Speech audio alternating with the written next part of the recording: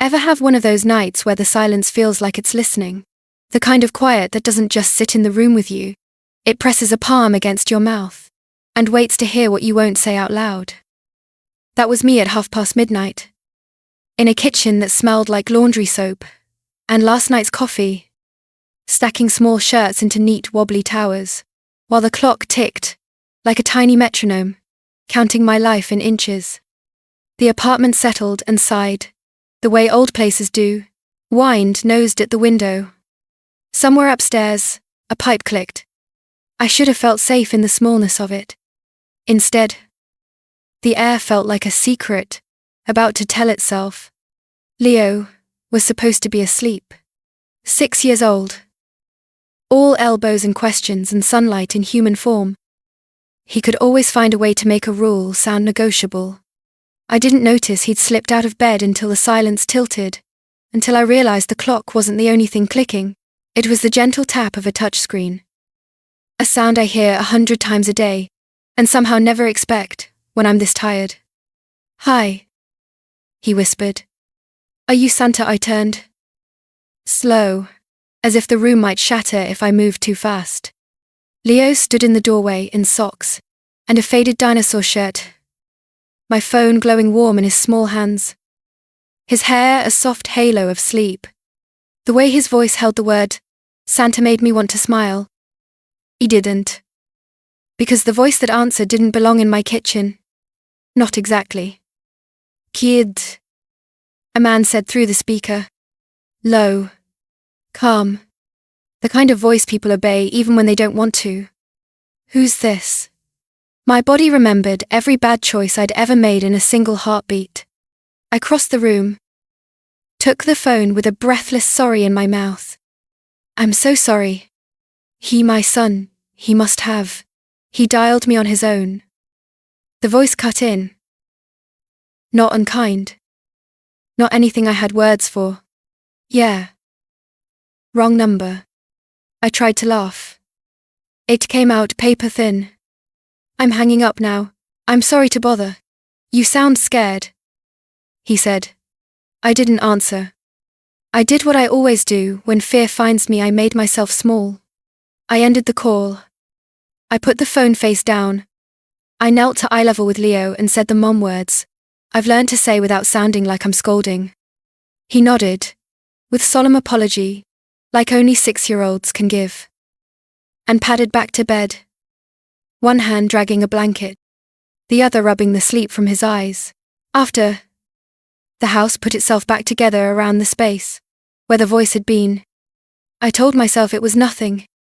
I told myself I'd forget it by morning. I washed the last cup. I clicked off the light. That night, I dreamed of a stranger saying my name, the way a secret gets spoken in a church. The fact that he didn't know my name did not seem to matter to my dreaming. The next night, my phone rang at 12:01. I was still awake. Because tired has a cruel way of sharpening every edge and refusing to let you rest. I stared at the number. Same unknown string. Same cold prickle between my shoulder blades. "Your kid around?" he asked when I picked up. "He's asleep," I said. "Who is this? You called me first." "It was a mistake." "I know," he said.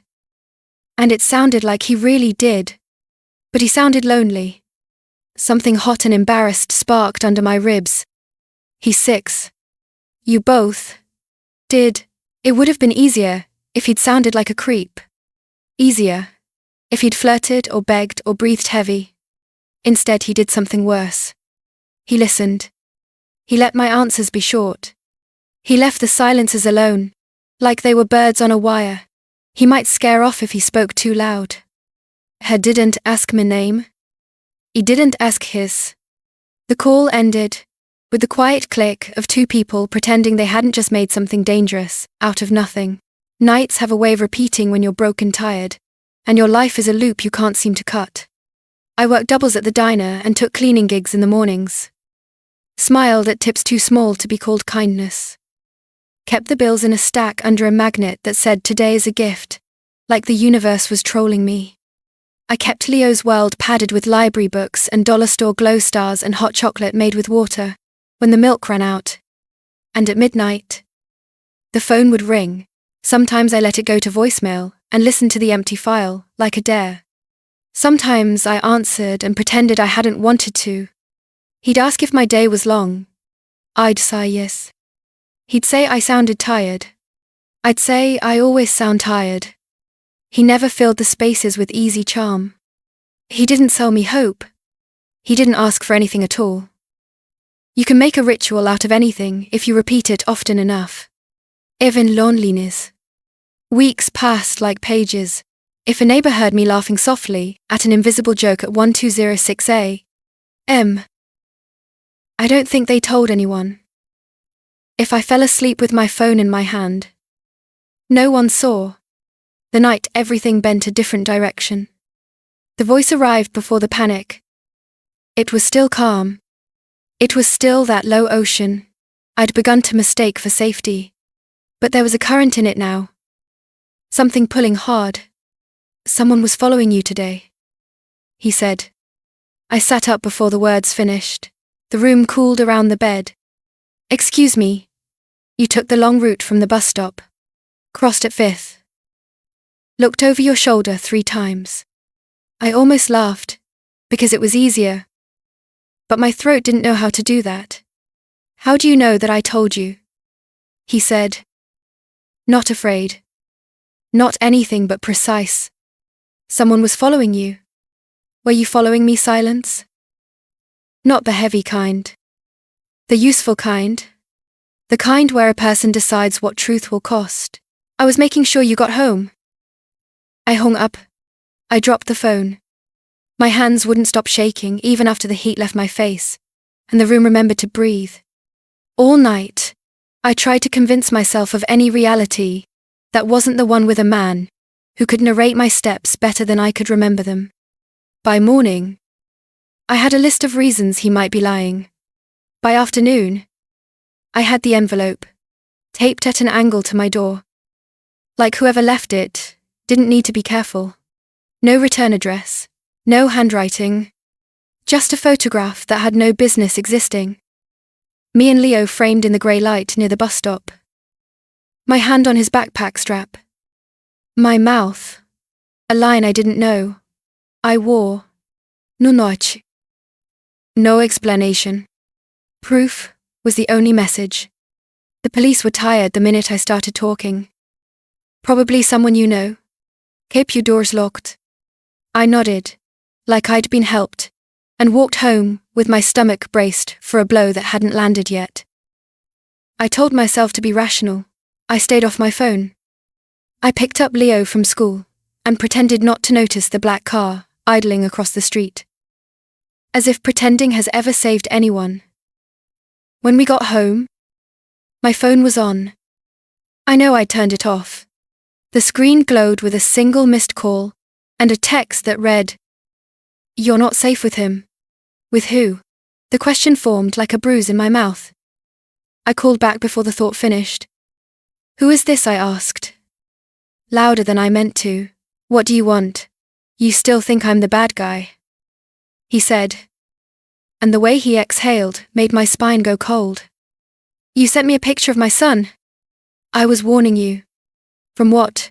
From your ex. He said. He owes people. Dangereux people. He disappeared with their money. They think you know where it is. Ils don't. I said, and it sounded like a plea. I don't know anything. I believe you. He said, they won't. I slid down the cabinet until the floor caught me. How do you know all this? I work for them. The room shrank. Every object suffered a sudden seriousness. Then why warn me? Because your boy called me. He said. As if that were reason enough. As if it rearranged the narrative in his bones. There is a long list of smart things I should have done. I should have gone to a friend's couch. I should have changed numbers. I should have filed a report. Again. And demanded to be taken seriously. Instead, I did the thing people do when they're running more on instinct than energy. I followed directions. There's a key under the third brick on your back porch, he said. Like he'd hidden a treasure in a children's book. Take it. There's an address taped inside your kitchen cabinet. Take Leo. Leave tonight. How did you don't ask? He said. And the line went quiet. Not dead. Just waiting for me to decide what kind of mother I was. I put the phone down like it might explode. I opened the back door. Feet numb against the cold. 3 bricks in the corner of the porch had always been a little loose. I pried up the third. And the key winked up at me like it had been sleeping. Patient and sure. In the kitchen, I climbed on a chair and reached into the far back lip of the cabinet, where loose screws and forgotten coupons go to disappear. Tape tugged at my fingers. I pulled free a slip of paper with an address printed cleanly in block letters. Lake Edge. 2 hours north. The name sounded like a promise people make when they want to be believed. Leo had fallen asleep on the couch the way kids do. Mid-story and mouth open. One palm still soft around a small blue car that had lost a wheel. I watched him breathe for a long minute, because that's what love does when it needs to steady itself. He looked so small, in the big question of my life. He looked like a reason. I packed a bag the way I've learned. To pack for emergencies, enough clothes to be practical. Documents that make a person exist on paper. Cash in a zippered pocket. The bracelet he made me from string and plastic stars. I wrote a note to no one and left it nowhere. You don't leave a breadcrumb trail when wolves are behind you. At 1:47 a.m. I lifted Leo against my shoulder. He murmured Santa into the hollow of my collarbone and went limp again. I kissed his hair and told him we were going on a sleepy adventure. I locked the door behind us and didn't look back, because I've learned that looking back is a kind of permission for your heart to fall apart. The car started on the second try. The dashboard clock was 5 minutes fast and unbothered by my panic. The streets were the empty kind that make you feel like the last person on earth. At the second red light, my phone buzzed, where I tossed it into the cup holder. My hand found it without my eyes. Don't stop, he said. They're coming. Where I whispered. And hated myself for asking questions, like I had a right to answers. Behind you. Eventually, he said. Like he'd already mapped their route. The address is safe. Drive straight. No highways. No gas stations with cameras. If you're tired, pull into a church lot and sleep with the doors locked. Is this your place? It's a place, he said. You'll be okay there. Why are you helping me? I asked. Because some truths you have to hear twice before your mind will let them in. He didn't speak for a few breaths. When he did, his voice was different, softer at the edges. Because your boy called me Santa, he said. No one's ever called me anything good before. The laugh that moved through me wasn't laughter. It was relief, shaped like disbelief. I could have told him you don't get forgiven by a nickname. You don't get clean just because a kid hears your voice and thinks of the one man who never breaks a promise. But I was the one driving through the dark with everything I loved, asleep in the back seat, because a stranger told me to go. Maybe names do matter. Maybe the first time someone mistakes you for goodness, you try to live up to it. I drove north under a sky that refused to admit to morning. Houses became fields. Fields became trees. Trees closed in until the road felt like a ribbon pulled through the teeth of a forest that wasn't sure if it wanted to let me pass. Every few miles, I checked the rear view and found only the long face of the night looking back. The heater coughed stale warmth. Leo murmured once, then settled deeper into whatever soft place kids go when they trust you to carry them. I didn't ask for the man's name. He didn't offer it. Names make things real, and I already had more reality than I could carry. My hands on the wheel were steady again by mile marker. 88. My heartbeat learned a new rhythm, and kept to it. The world narrowed to lane lines, and the soft hum of tires, and a voice I'd never seen telling me, for once, exactly what to do. When the road bent toward the water, and the air changed wetter, colder, cleaner, I knew I was close. I could feel the act of leaving, turning into the act of arriving. I could feel the shape of what came next, pressing its outline against the inside of my chest. Somewhere ahead, there would be a small life, waiting for us.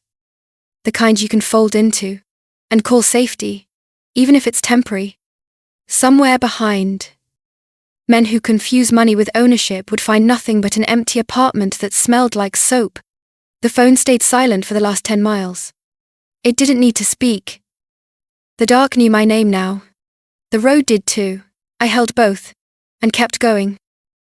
A mother driving toward a place she hadn't chosen, but would choose again. And again. And again. Because fate, when it finally shows its face, rarely looks like a miracle. Most days it looks like a wrong number you're too tired to ignore. And a stranger, who doesn't ask for your trust, just teaches you how to keep your child breathing long enough to earn it. I didn't see the cabin yet. I didn't know the lake's name by anything other than the way it sounded in my head edge. I just followed the last turn, like a line drawn for me, by a hand I couldn't see.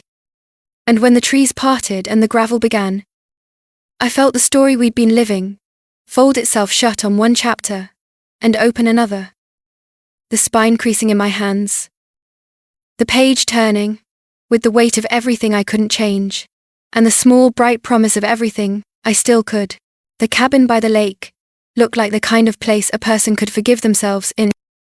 Pine outside the windows, water dark as a mirror at night, daylight that arrived on tiptoe, instead of crashing through. Peace lived there. But it lived like an apology, soft, borrowed, a little haunted around the edges. I could feel the house listening when I moved. I could feel the trees doing the same. That first evening, I tucked Leo into a bed, made for small knees and toy cars, and told him we were on a sleepover vacation, where the wind did magic tricks with the curtains. He believed me the way children believe the people who keep them warm. I wanted to believe me too. On the table sat a phone from another century, bone white, heavy, umbilical cord curled beside it. The kind of thing that remembers voices long after they're gone. It rang at exactly 9. The sound surprised me, even though I'd been watching it like you watch a door you expect to open. You made it, he said. Not a question. We made it. Good. I stood there, with the receiver pressed to my cheek, and watched the lake hold the last light. Is this your place? It's a place, he said. That's enough for now. You still won't tell me your name. No. You expect me to trust you without one. I expect you to stay alive, he said. And there was a gravity in it that tugged at something I didn't know how to argue with. Why are you helping me? He didn't speak right away. The line hummed. In the pause, I could hear the faintest noise. Like a street 2 floors down. Like a jacket sleeve against a wall. Then he said, because your boy called me something I've never been called before. Good. The words slid into the room, and sat down on the couch like it belonged there. I looked over my shoulder as if I might catch sight of it. I didn't know what to say to a man who sounded like he was looking at the world through a window he didn't think he deserved to open. Good is a big word, I said. It's the right size, he answered. And hung up, before I could decide what kind of prayer I was forming with my mouth. Night made a habit of itself. The cabin wore it well. After Leo fell asleep, I washed 2 plates by hand, and set them to dry, like I was auditioning for a life I hoped would keep me. I kept the porch light off. I kept my shoes near the door. The old phone rang every evening, just as the light left the surface of the lake, as if he was timing his voice to meet the dark halfway. He didn't tell me where he was. He didn't tell me who else might be listening. He told me which roads were safe in daylight, and which weren't. Where to buy groceries, and which store cameras worked, and which didn't. He told me to use the fireplace, because the chimney had just been cleaned. To keep the curtains open during the day, so it looked like we were too naive to be hiding. To close them at night, because some instincts are holy. Between lists and rules, he let silence work its way between us, like a careful visitor. In those spaces we told each other things without meaning to. He asked about Leo in a way that told me he was asking about me. I told him Leo lined up his cars from smallest to tallest, and named them after stars, because someone at school had shown him a picture of Orion, and now the night sky was a racetrack. He said, "That's good," in a voice that belonged to a man who kept track of the small ways people survive. We didn't talk about my husband. We pivoted around his absence the way you walk a room around a sleeping baby. But regret has a smell, like rain inside old wood. And some nights, we breathed it, at the same time. "What would you do different?" he asked once. So quietly I nearly missed it. "Everything," I said, then tried again. I'd tell the truth sooner. I'd hear the first no, and treat it like a door instead of a dare. I'd learn to run before my legs gave out. I tried to start over, he said. The world didn't accept my paperwork. Then what do? We stopped pretending, he said. And there was a scrape of a chair in the life I wasn't allowed to see. I leaned my forehead against the cool window glass. The lake lifted a breeze across my skin. "You're careful with the things you say. I don't have many left. Words, chances. And yet you called. You answered," he said. And somehow that felt like the truest thing we'd said all week. Trust is a slow animal. It came anyway. It found a corner of that small house and built a nest out of borrowed feathers and bits of string. I started sleeping again. A few hours at a time, I started hearing the quiet, as a blanket, instead of a warning. His voice became a bridge. I walked every night to the side of the world where people can rest without asking permission. Then he cracked it, but not in a way that felt like breaking. More like the truth reached up and put its hand under the bridge to test its strength. "Don't hate me," he said one evening as the phone warmed my palm. "When you find out who I am," the words didn't fall. They hovered. "That sounds like a confession. It's a request. Why would I hate you? Because you're smart," he said. "And because you're still soft in the places the world hasn't managed to harden yet."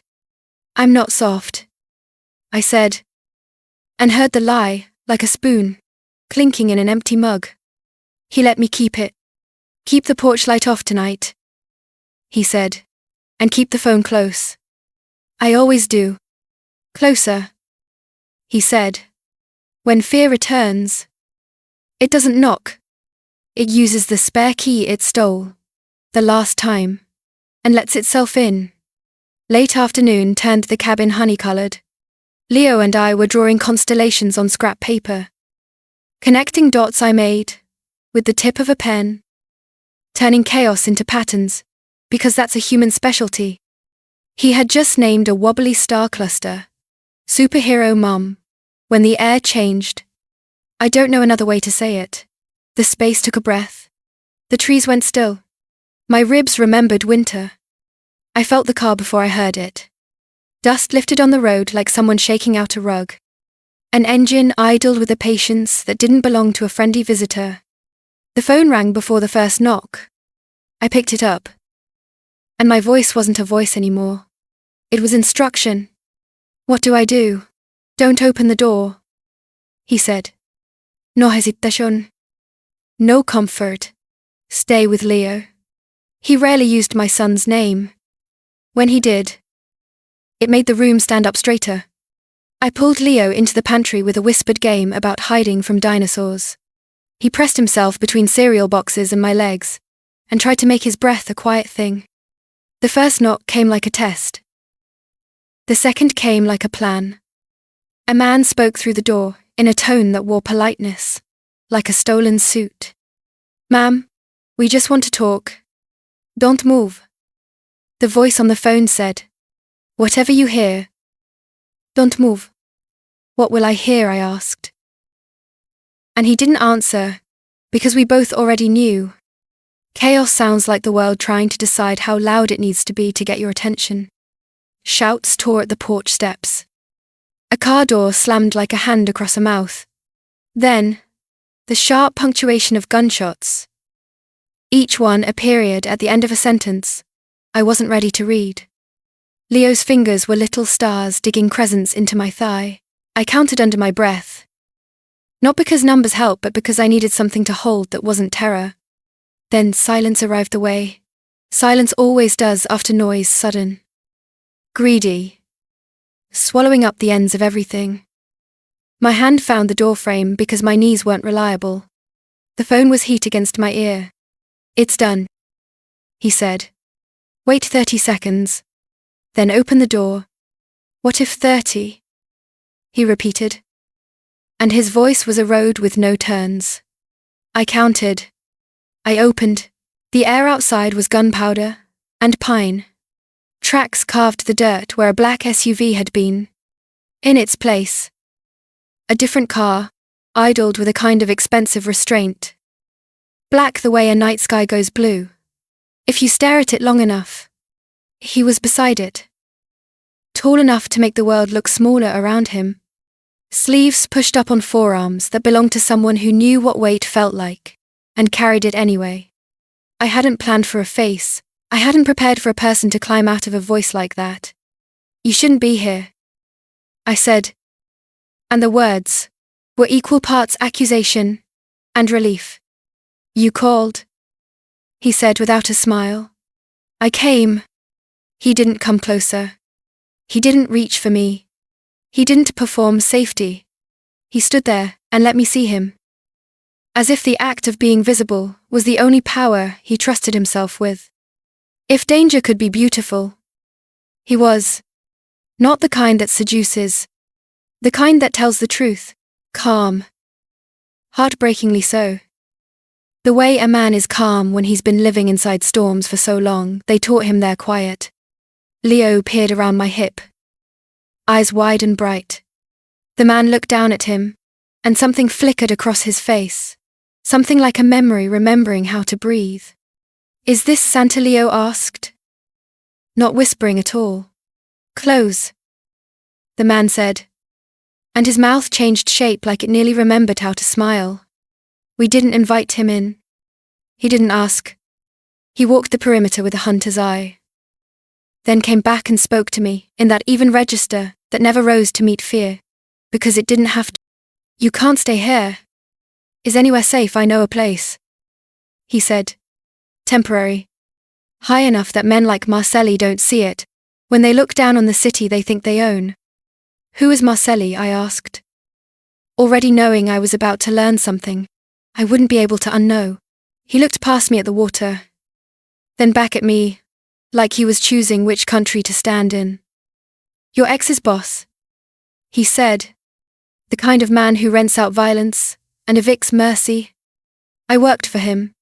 The words did what words always do. They lived in my body before my mind could organize them. Worked, I said, trying not to make it a question. Past tense. He didn't blink. Because of you. You don't even know me. I know what a choice sounds like, he said. And the lake lifted a small wind over us, like permission to keep going. I was sent to kill your husband. I found him. I tracked him for months. The night before. Your boy called me. He asked if I was Santa. I didn't kill him. Is hemuvoi stripped? He's gone. Isn't he? Not by my hand, the man said. And something unspooled in me that I'd been keeping tight, so I didn't unravel. But yes, I wanted to be made of anger. I wanted hate to show up and put steel in my spine. Instead, I was mostly relief and grief, and a kind of exhausted clarity that didn't make room for rage. Why didn't you tell me sooner? If I had, you wouldn't have listened to anything else. You're right, I said, and owning it tasted like metal. He nodded once, then drew the last line I didn't know existed. Your husband stole from Marcelli. He hid it. Where a smart man hides things he doesn't want found under a woman's name. He didn't plan to keep. Offshore accounts in yours. Whether you knew or not doesn't matter to men like him. What matters is that you're the loose end. I felt the ground adjust under my feet. A new topography of danger, drawing itself in the dirt. What happens now? Now I fix it. He said. But you have to trust me. Is that your name? I asked. Trust. He almost smiled again. But it didn't reach his eyes. Don't. He said finally. As if the syllables weighed something, and he wanted me to see him hold it. That's close enough to real. I tried it on my tongue. Don't. It felt like a doorknob. Cool and necessary. I should hate you. I said. Because it needed saying. You should. He agreed. But you don't. He didn't say it with pride. He said it like a weather report. He looked at Leo. Then back at me. And his voice softened enough to make my chest ache. Pack what matters. I'll take you somewhere they won't look. After that, I'll end it. What does end it mean? Dante. It means I burn the path behind you and salt the ground under his feet. His Marcelli's. He took one step back. Toward the car. Toward the city. Toward the life he was promising to set on fire. Every instinct I owned told me to stop him. To ask for guarantee. To demand a plan I could hold in my hands and tear apart, to see if it contained any lies. Every part of me that had learned what survival costs said something simpler. Okay. He nodded, once the nod of a man on a clock no one else could read. Leave the lights off. He said. If anyone comes before I do, don't answer. If the phone rings and it isn't 9, don't touch it. If you hear my voice outside, don't open the door until I say your name twice. And if you don't come back, he looked like a question that had already decided its answer. Then you'll know I kept my promise. Which one he considered? The only one that matters. What's that? That you and your boy wake up tomorrow? He said. And the next day. And as many days after that, as it takes you to forget the sound my life makes. He turned. He didn't look back. He got in the car and became taillights, dissolving into a road that didn't need witnesses. The trees swallowed the noise. The lake did. What lakes do, it kept secrets on its surface, and reflected a sky too big for my small fear. I closed the door and leaned my back against it, and tried to memorize the shape of the moment, before everything changed again. Leo crawled into my lap, and made himself the anchor he didn't know I needed. I put my hand over his chest, and felt the metronome of his one small life, and told myself I could learn to breathe to that beat. Safety had finally arrived. But it hadn't come free. It wore Dante's name. It wore the promise of fire. It wore the price of trust. And when the old phone rang again at exactly 9, I picked it up and said yes to whatever came next. The news found me the way bad weather finds a window pressing its face close, until the glass remembers how thin it is. The anchor's voice was cool and professional. Like grief in a suit. Overnight fires. Coordinated strikes. Warehouses and ledgers, and men who did violence for a living. All reduced to smoke that wrote its own obituary across the sky. They said there were no survivors. They said one body couldn't be identified. They said a name. They didn't mean to say out loud Marcelli. And then they said another. They didn't. Not because they knew it, but because the world loves a shape for its rumors, a ghost of a man presumed to be the match. I turned off the television, and the apartment kept buzzing. As if electricity could carry shock like a rumor too.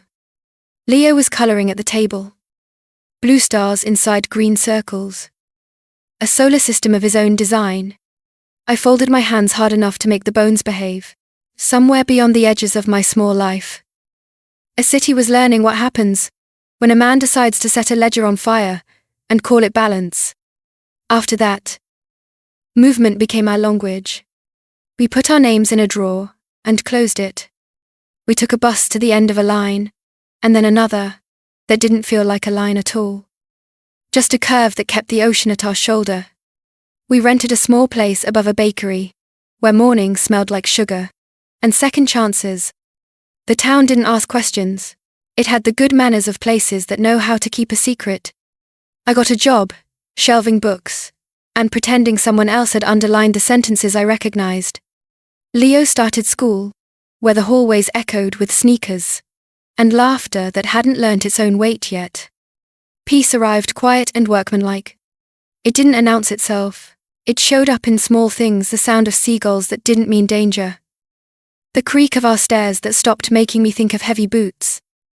The way sleep finally came before exhaustion, read me its list of demands. At night, when the town exhaled, and the streetlights threw their gentle halos on the pavement, I'd sit by the window and listen to the silence. It felt familiar. Not threatening the way it used to. But not empty either. More like a room where someone you loved had just left for a minute, and would be back when the kettle boiled. I told myself I was imagining it the way the world seemed to hold its breath as I turned the key. The sense of being watched by something that didn't want to hurt me. I told myself the body they couldn't name belonged to a story I could bury. I told myself a lot of things, because mothers build houses out of sentences, when lumber's in short supply. Then, one morning, the mailbox breathed. Inside was a photograph. Me and Leo stepping out of the bookstore. Our hands doing their small choreography. His reaching for mine. Mine already reaching back. The angle was careful. The distance respectful. On the back. 2 words. Sharp as if the pen had been held too tight. Gibt mir promise. The bakery's doorbell chimed downstairs. A truck beeped in reverse across the way. The town stayed the town, but my knees forgot the trick of being knees, and I had to sit on the bottom stair and let the world tilt me where it wanted. I pressed the photo to my chest and felt my heartbeat miscount. That night, the phone I hadn't used in months, not the new number that made me a stranger, but the old one I'd hidden like contraband, rang once and stopped. Like a hand knocking to see if anyone was home. It rang again at midnight. I answered before the second breath. Clara. The voice was sandpaper and smoke, and the memory of rain. Rougher. Yes. But with the same unhurried gravity. Like a bell rung in a neighboring town. You're alive, I said. And the words were more accusation than gratitude, because grief had already started arranging furniture. Barely, he said. And I could hear the half smile that didn't want to be called that. But enough. You didn't have to burn it all. Acquiete. And in it, the sound of a city, just past the edge of his line, sirens like distant arguments. A car door. The hush of someone turning away from a microphone. I did. Dante said, so no one would come for you again. The apartment knew his name. It wrapped itself around the syllables like a cat. I stood at the window because my body thought it had a right to verification now. Outside, the street was clean and mostly empty. The lamplight pooled in familiar circles, and then I saw it, the black car parked too long and too still across from the bakery. A shadow leaning against it like patience had finally decided to take human shape. You're here, I whispered. Which was a ridiculous thing to say to a person who was already in my ear. Close. He said. You can come up. No. Why not? He breathed out the kind of laugh that knows better than to be heard. You can't see me? Not yet. Then why are you here? Because I don't know how to stop. We stayed like that. Not moving. The phone warm between us. The street collecting more night. I pressed my palm to the glass. A habit I hadn't broken.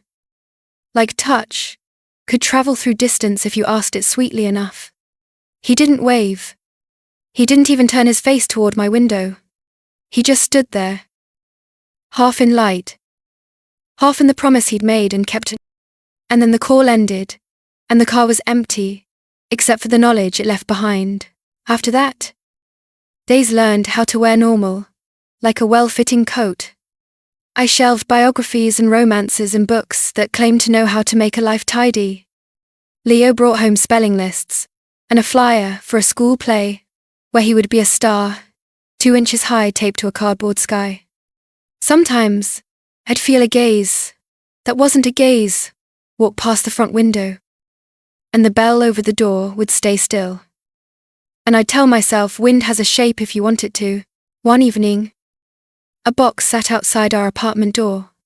Inside, a bracelet made of cheap silver charms, and one plastic star. The kind you win from a machine, if luck feels like playing along. Leo had lost it the day we fled the cabin. I remembered because he'd sobbed the way. Children sob for lost galaxies. I held the bracelet and felt the map of the last year in my hand. I didn't leave a note. I didn't have to. The call came after sunset, the next day. Tomorrow, he said.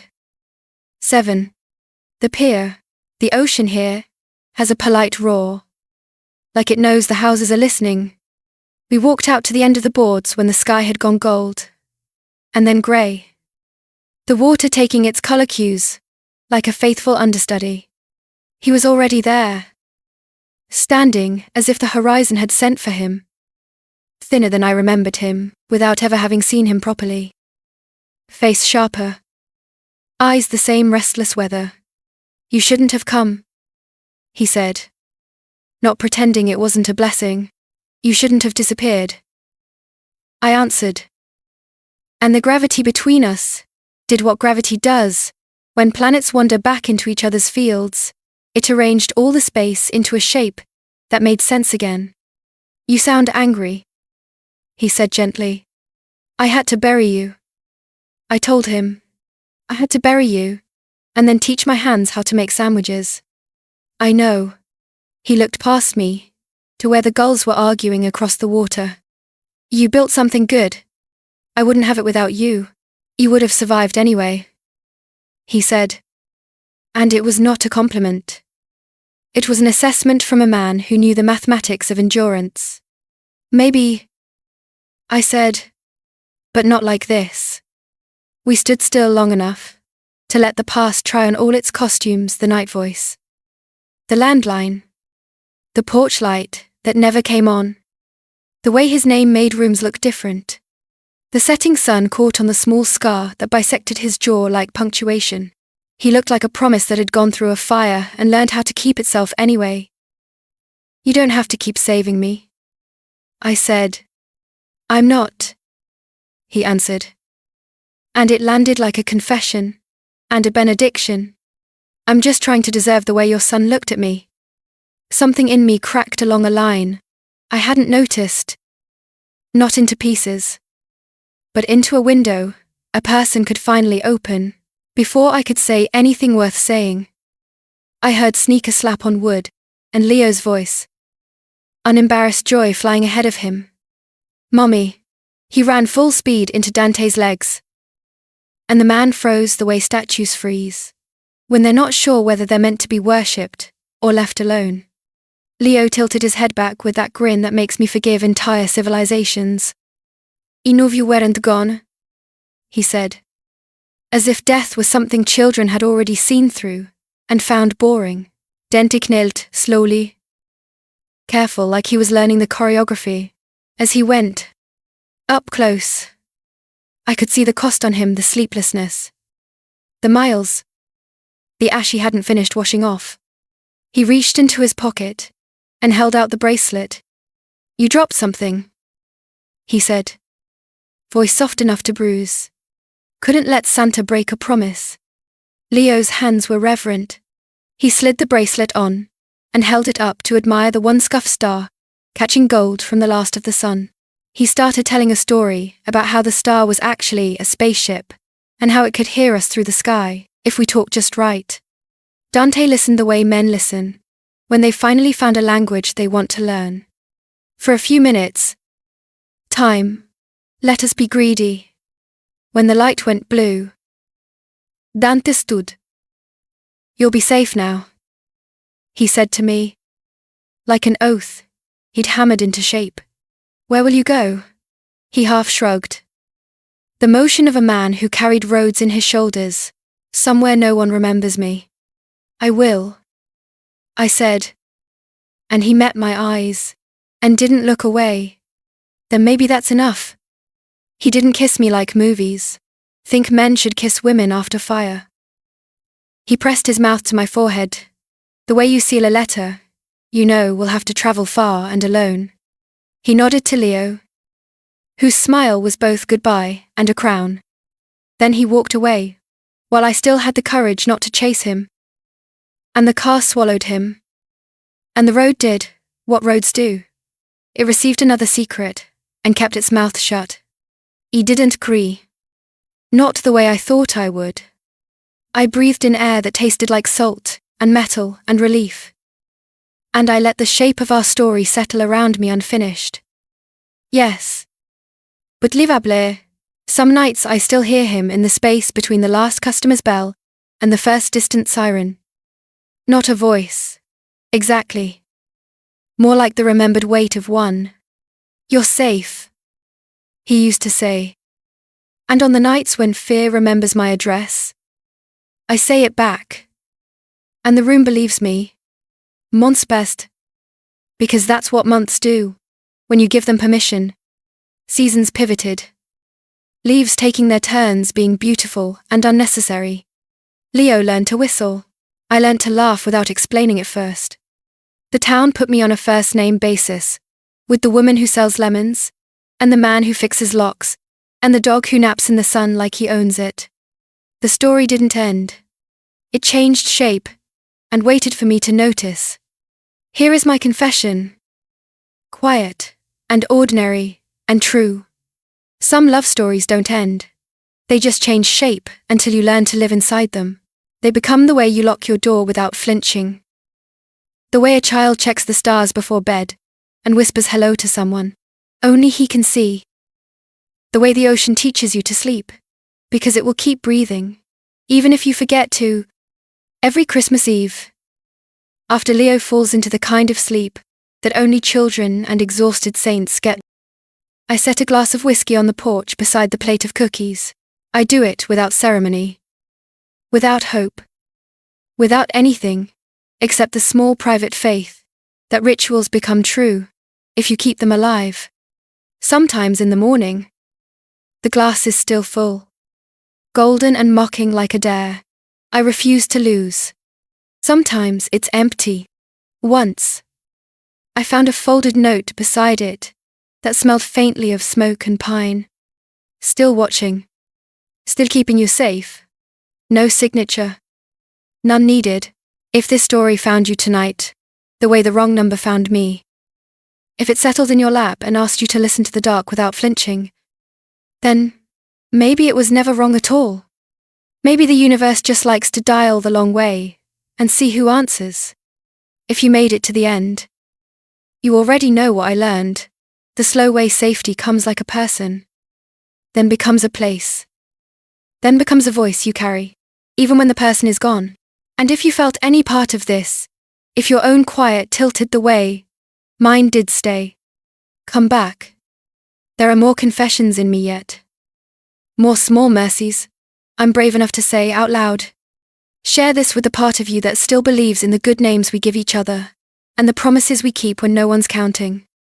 Maybe that's how love survives the fire. Maybe it doesn't ask for forever. Maybe it just leaves you standing stronger when the flames die down, and the night decides to listen. And if, on some midnight, your phone rings, and the silence lifts its head like it recognizes something, answer. It might be a stranger. It might be a promise. It might be the beginning of the life you were always meant to rescue. Every Christmas Eve, after Leo falls into the kind of sleep only children and tired angels know, I set a glass of whiskey on the porch, beside the cookies. I never say why. Not even to myself. Sometimes, by morning, the glass is empty. Once, I found a folded note beside it that smelled faintly of smoke and pine. Still watching. Still keeping you safe. No signature. None needed. Maybe that's how love survives the fire. It doesn't ask for forever. It just leaves you standing stronger when the flames go out and the night learns your name. If this story found you tonight, if it made you feel something, even for a heartbeat, don't let it end here. Leave a comment. Tell me what stayed with you. Tell me what you saw behind the words. I read everyone. And if you believe love can outlive its ghosts, tap the like button, not for me, but for the story that wanted to be found. Subscribe. So when the next confession finds its way into the dark, you'll be here to hear it.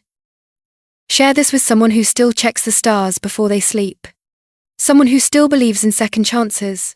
Because maybe, just maybe, none of us ever really call the wrong number. We just reach the right heart at the right time.